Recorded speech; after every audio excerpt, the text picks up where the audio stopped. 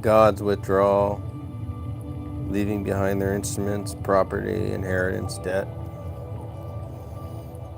The divine law of succession becomes the economic law of capital. The immortal family becomes the perpetual corporation. Where once the son continued the worship, now the shareholder continues the profit. Capital is the desacralized form of ancestral fire. The father becomes the founder, the house becomes the state. Political authority derives from domestic religion. The king as eldest son of the people. The civic oath mirrors the family sacrifice. I swear by the hearth of the city. The ruler preserves the symbolic flame. The citizen tends it in immature. The state inherits the function of paternity, protection as substitution for worship. The eldest inherits the world, hierarchy mirrors genealogy. Inheritance organizes time. The eldest is closer to origin, thus closer to divinity. Primogeniture becomes aristocracy. The firstborn of families becomes the firstborn of nations. Revolution is the rebellion of younger sons. Democracy is the diffusion of right of inheritance to all, each citizen heir of his city's fire. The tomb is the first temple, and every temple a tomb disguised. The cemetery is the true constitution, the space that binds the living to the dead. Civic continuity depends on funerary memory. The loss of ritual births the crisis of legitimacy. The state maintains its authority by managing the dead, archives, monuments, memorials. The politics of history is the modern continuation of ancestor worship. The economy inherits the metaphysics of the tomb. Money is an invisible ancestor circulating among the living. Every transaction reenacts the act of sacrifice. Value offered, consumed, resurrected as exchange. Credit is faith translated into debt, belief into obligation. The invisible hand is the ghost of the ancestral priest. In the age of abstraction, the mother returns as matter, materia, matrix, market. Capitalism restores the repressed feminine under the guise of consumption. The womb as world. The ancient exclusion of the daughter is inverted. The market becomes universal mother. The sacred fire once guarded by men now burns in circuits of desire and data. The Nemozine replaces the patriarch. The new order worships memory, not lineage. The polis has never ceased to be a cult of the ancestor. Only the names have changed. The flag is a relic, the anthem a hymn to the dead. The modern state inherits the logic of inheritance itself. Continuity beyond consent. The citizen is the new hearer. Democracy's liturgy of ghosts performed by the living. Language and eros, the neurosis of speech and the dialectics of life and death, from the sublimation of the infant's cry to the dialectic of logos and thanatos. Men sang out their feelings long before they were able to speak their thoughts. Language is made out of love. Philosophy is a battle against bewitchment of our intelligence by means of language. The birds and the beasts still understand sensual language. The beautiful is that which makes mute.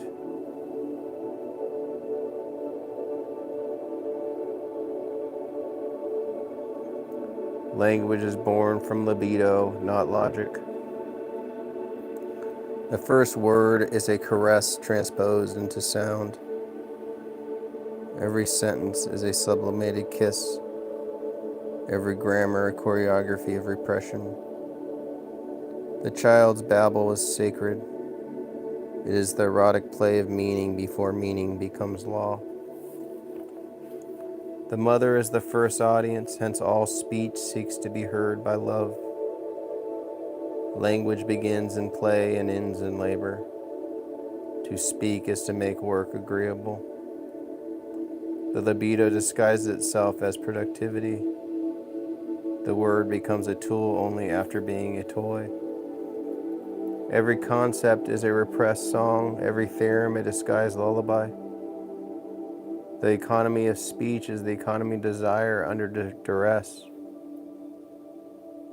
All metaphors return to the body of the mother. The voice repeats the pulse of the womb. To speak is to seek re-entry. Phonemes are regressions to amniotic rhythms. Syntax is the discipline of separation, the grammar of loss. Language itself is the first weaning, the nipple replaced by the name. No is the first word of death. Negation is the grammatical form of thanatos. Every denial is a rehearsal of disappearance. Language is structured by absence. It survives by killing presence. The word is not inaugurates the symbolic order and death as syntax. Speech is symptom. Consciousness is its compromise. To speak is to sublimate conflict. The pleasure principle disguised as precision. Every sentence is divided between eros and the reality principle. The neurotic animal invents grammar to regulate his anxiety. The disease called man expresses itself as the syntax of repression. The child believes his words cause the world. The poet never outgrows this belief. Magic is the erotic phase of language before logic exercised it. To name is to touch, to write is to cast a spell. The primitive and the poet share one speech, the narcissistic grammar of creation.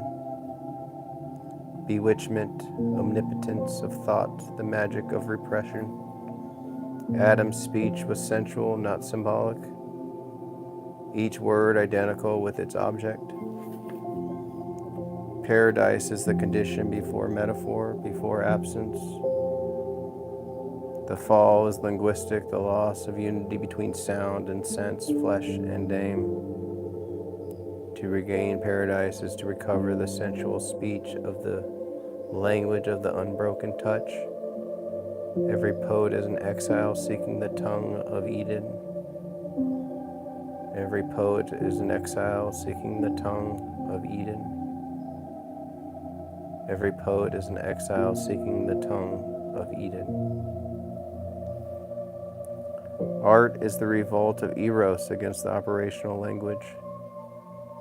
The poem restores sensuality to speech. It re-eroticizes the sign. The artist, like the child, refuses to distinguish play from work. The goal of poetry is silence, the unspeakable recovered through sound. Beauty is mute eros speaking through neurosis. The word lives by dying. Every utterance kills its referent to make it eternal. Eros animates the symbol, Thanatos structures it. Life and death, love and negation are not opposites but dialectical partners in repression. To speak is to oscillate between orgasm and extinction. The sentence is the synthesis of desire and demise, the breath that both gives and takes. Civilization represses the erotic element in speech. Therapy restores it. The cure of language is not purification, but reconciliation. Logos must remember its origin in mourning. Reason must rediscover the rhythm of the breast. The new language will not describe, it will caress. The future philosophy is sensual speech reborn, the dialectic of touch and thought.